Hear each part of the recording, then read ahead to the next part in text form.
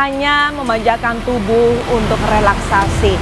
Berbagai fasilitas dan tawaran menarik di tempat spa menjadi magnet bagi para penikmatnya. Tim iNews 5 menemui salah seorang pelanggan spa di sebuah tempat. Dirinya akan menceritakan pengalamannya keluar masuk tempat spa di Jakarta.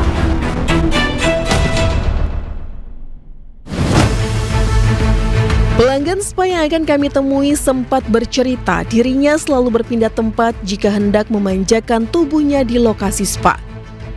Terapis yang menarik dan pijatan yang asyik menjadi alasan dirinya berburu sensasi. Halo Bang. Ya Bang, saya udah sampai nih di titik lokasi yang kemarin kita janjian tuh. Abang sebelah. Di taman yang ada bangku putih. Oh, yang pakai baju hitam ya? Dia pakai baju hitam, betul. Oh iya, saya lihat tuh abang kok. Oke. Ya.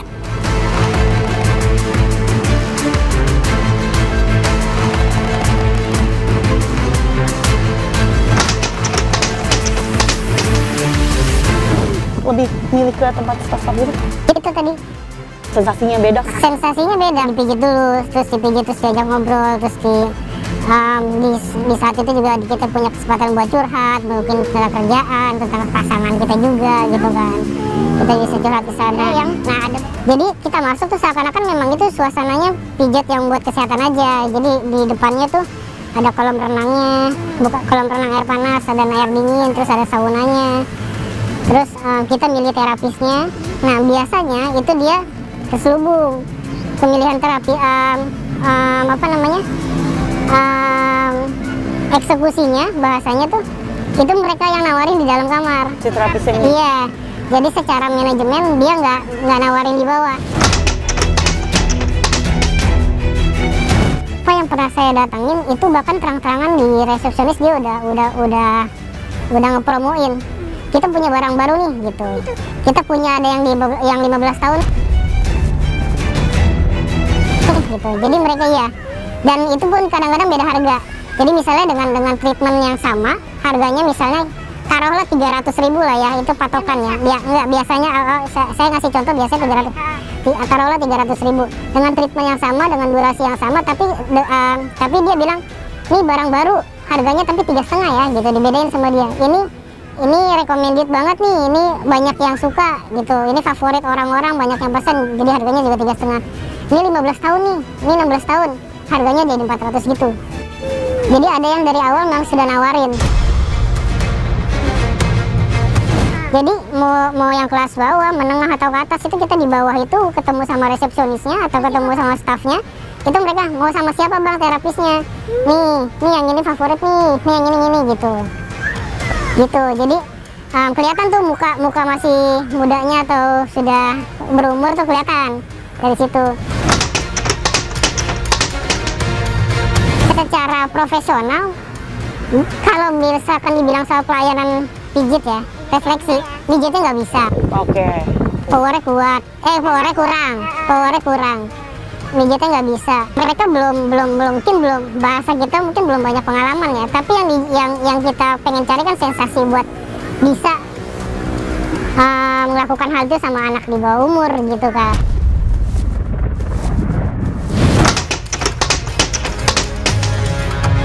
Bisa, malah sempat pernah janjian makan bareng di luar, diajak ngedate gitu. Kencan tuh ada juga yang mau kayak gitu. Jadi mereka kalau misalkan masih baru dan belum 1 tahun kerja di situ, mereka nggak boleh tinggal sendiri. Mereka harus tidur di mes. Setelah itu mereka boleh ngekos di luar selama 1 tahun. Setelah 1 tahun, dan mereka biasanya dijerat sama hutang. Jadi mereka dikasih hutang misalnya 20 juta kan pasti tergiur kan, apalagi orang-orang pinjaman lah ya. Yang belum punya kerjaan, terpaksa kerja ini, terus dikasih hutang 20 juta atau biasanya yang terapis yang pernah cerita sama saya itu dikasih hutang 20 juta. Akhirnya ya selama dia 1 tahun itu dia ngejar 20 juta itu. Jadi kalau misalkan dia belum lunasin 20 juta dan dia belum 1 tahun, dia nggak boleh boleh ngekos di luar. Dan mereka sering cerita, Pak, Bang, saya kalau ngelayanin kayak gini paling cuma dapat 90.000 nambahannya. Oh, iya, dan biasanya gitu. Rata-rata mereka bilang cuma nggak nyampe nggak lebih dari 150.000 untuk ngelayanin. Oke, makasih banyak ya.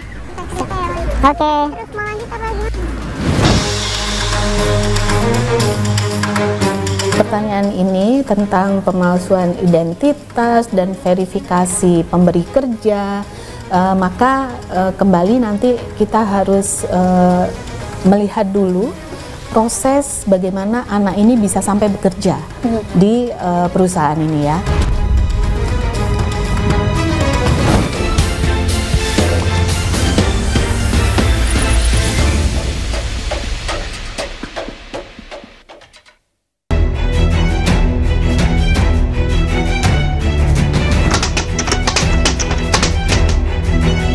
Kejadian ini memperkuat fakta bahwa sebagian dari 1 juta anak yang jadi pekerja anak itu ada di sekitar kita gitu loh. Mereka ada betul-betul, dan itu ada kebetulan ditemukan di ibu kota ya, yang tidak jauh dari pusat pemerintahan, dan itu tentu menjadi perhatian. Perspektif kami dalam perlindungan anak itu selain pencegahan primer, itu ada pencegahan sekunder dan tersier. Tentunya kami mengharap tidak akan terjadi pengulangan kasus serupa. Dapat kita bayangkan anak ini berumur 14 tahun bekerja di sebuah layanan spa yang ini tentunya adalah industri jasa yang masuk kategori formal. Oke? Dan itu jelas melanggar Undang-Undang Ketenagakerjaan. Harusnya perusahaan ini kena sanksi dari sisi Undang-Undang Ketenagakerjaan. Kemudian dari sisi Undang-Undang Perlindungan Anak juga ada pelanggaran terhadap pasal tentang eksploitasi ekonomi terhadap anak. Bahwa anak ini sudah tereksploitasi ekonomi, karena kami merujuk juga di Undang-Undang Ketenagakerjaan, mereka nggak boleh bekerja. Kemudian diketahui ada pemalsuan identitas. Patut diduga terjadi pemalsuan identitas karena terbukti dia dipekerjakan.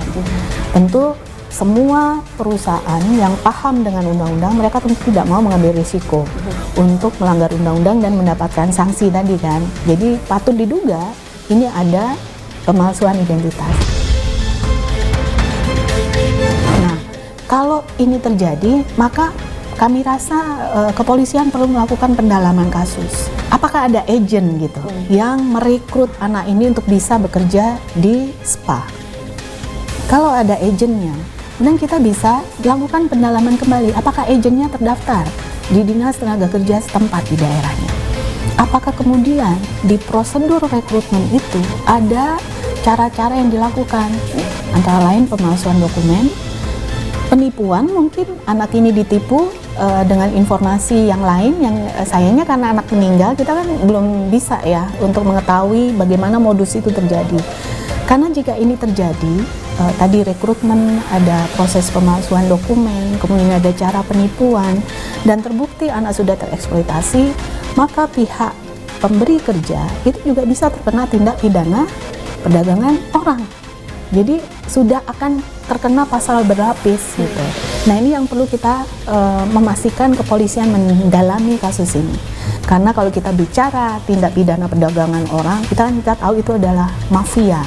Kita tentu nggak ingin nanti mereka-mereka yang terlibat itu sudah mulai melarikan diri atau menghilangkan bukti. Jadi mohon kita semua bisa bekerja sama dengan teman-teman di kepolisian untuk bersabar gitu mengikuti prosesnya.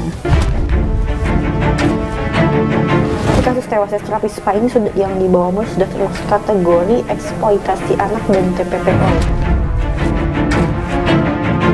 Untuk TPPO-nya itu harus ada pembuktian karena ini anak, maka kita tinggal membuktikan dari sisi proses rekrutmen. Karena apapun caranya, pemalsuan dokumen dan lain-lain itu tidak mempengaruhi karena eksploitasinya sudah jelas terjadi. Jadi untuk anak itu harus terbukti rekrutmennya, proses rekrutmen dan lain-lain, ada penampungan dan lain-lain, pemindahan, ini kan sudah jelas. dan eksploitasinya sudah jelas. Jadi menurut kami ini tentu sudah masuk TPPO. Eksploitasi ekonomi juga sudah jelas ya. Jadi ada 3 undang-undang yang dilanggar oleh si pemberi kerja ini ya. Jadi Undang-Undang Ketenagakerjaan, Undang-Undang Perlindungan Anak, dan Undang-Undang TPPO.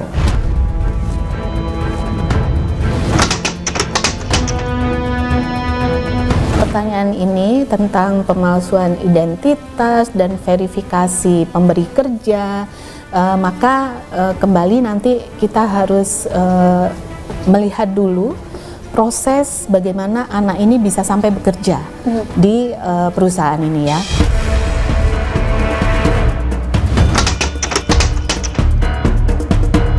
Kami menyayangkan kalau sampai hal ini terjadi ya, pencabutan. Bisa jadi pihak keluarga punya berbagai alasan. Nah, sayangnya karena kita masih belum mendapatkan informasi keberadaan keluarga korban Nadi, tentu kami belum bisa memberikan layanan dukungan penguatan psikologis kepada keluarga korban. Keluarga ini mencabut laporan itu karena sudah diselesaikan secara kekeluargaan dengan pihak SPA. Karena kami juga sama halnya penyidik belum mendapatkan hasil otopsi ya, kita kan belum mengetahui penyebab kematian korban.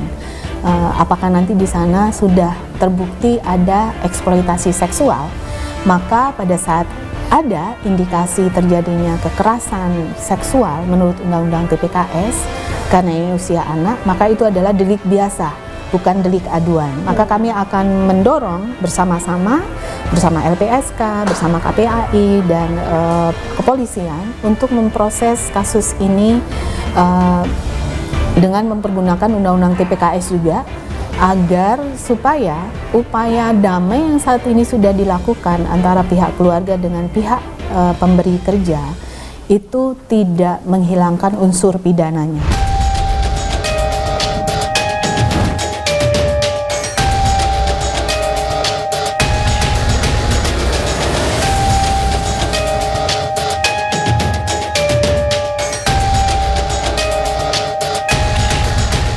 Usianya masih sangat belia, namun dipaksa dewasa lebih cepat agar dapatkan penghasilan kilat. Dunia yang menjanjikan kenyamanan justru merenggut hidupnya dan meninggalkan Tanya. Kasus tewasnya RTA menjadi cermin betapa mudahnya anak-anak terseret dalam dunia yang tak mereka kenal. Jadi jangan bilang Anda tidak tahu akan permasalahan ini, karena kami sudah memberitahukannya.